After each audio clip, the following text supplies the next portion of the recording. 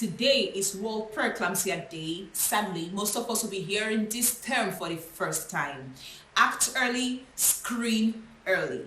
Welcome to Funky Female Friday, otherwise called Triple F with Dr. OBeLs, where we talk about women's physical, sexual, and mental health. Please take the next few seconds to hit the subscribe button and turn on your notification to stay updated on my weekly post every Friday at 8 p.m. If this is your first pregnancy, I would like you to take out time and watch my previous episode, The Newly Pregnant Amidst Coronavirus Pandemic, to know what to expect in every trimester of your pregnancy. When we take urine samples at intervals during your antenatal care visits, it's not because we enjoy or get turned on by the smell of your urine. Ew, that will be psychopathic.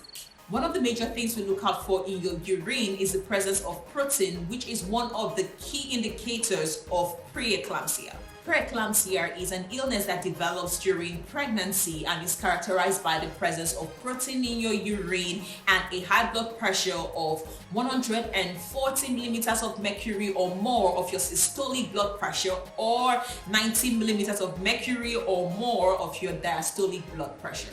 What scares us the most during pre-eclampsia is the possible progression into eclampsia, which results in convulsion with a high morbidity and mortality rate of both the mother and the baby.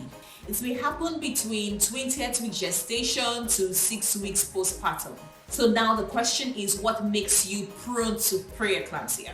While the actual cause is unclear, it is common in first pregnancies, multiple pregnancy, women with diabetes, hypertension, early kidney disease, women greater than 35 years, obese women, and women with family history of pre-eclampsia. How do you know that you have pre-eclampsia? Simple. Most often than not, you don't know because it usually does not present with symptoms. And that is why you should take your antenatal care visits very seriously, because that is where your blood pressure and your urine sample tests are done routinely so that the signs can be caught early. In some severe cases, some women develop symptoms depending on the organs that are affected. It may affect your brain, resulting in headaches and confusion. It may affect your eyes, resulting in blurriness of vision and flashes of light. It may affect your liver, resulting in epigastric pain.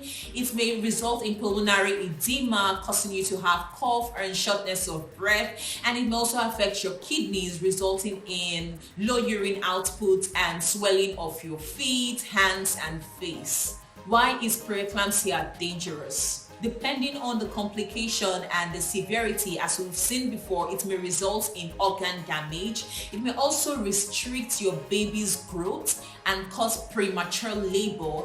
It may also progress into eclampsia, leading to convulsion and possible death of the mother and baby. What is the ultimate treatment for pre-eclampsia? Usually, the hypertension and other complications are managed palliatively, but because the pathology is thought to arise from the placenta, the definitive treatment is in the delivery of the baby and the placenta. But this is also dependent on how severe the disease is and the age of your baby. So if you notice or suspect any one of these, kindly visit your hospital for confirmation and management. So I hope you learned something new today. Don't forget to subscribe. Invite your friends also to learn something new. And I will see you same time next week, Friday.